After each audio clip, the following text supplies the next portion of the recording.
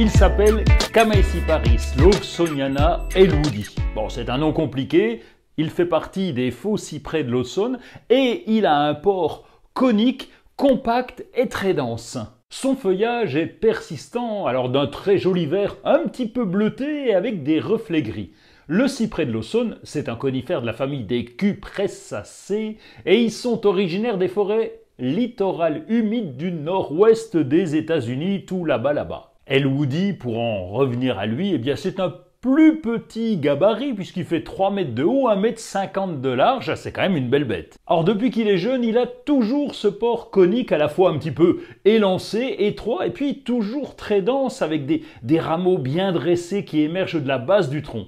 Ces rameaux sont garnis de feuilles en écailles, bon, d'abord un petit peu bleu clair, et puis avec le temps, elles prennent des reflets gris, et puis à terme, ben, ça prend plutôt une teinte un peu verte.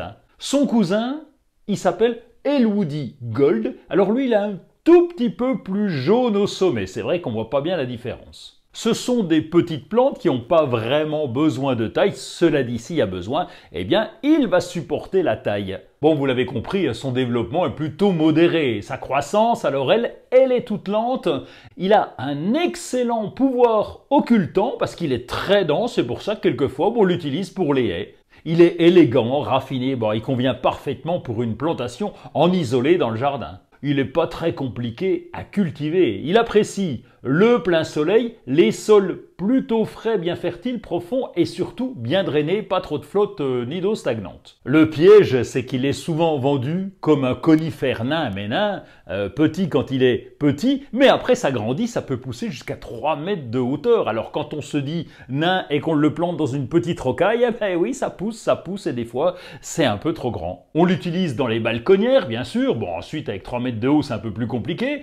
Il est compact, la lumière va pas passer à l'intérieur, c'est pour ça que vous allez voir, si vous enlevez et vous regardez à l'intérieur, le feuillage va brunir. Alors ça, c'est pas une maladie, c'est simplement un manque de lumière. Bon, c'est embêtant s'il y a des taches à l'extérieur, par contre, ça peut être de l'araignée rouge et ça, c'est souvent en été, et là, il faut bien vaporiser la plante. Bon, l'avantage, comme il a une croissance plutôt lente, c'est qu'on peut l'utiliser en balconnière ou en pot, en mélange avec d'autres plantes, il est très joli. Retrouvez tout France Bleu sur francebleu.fr.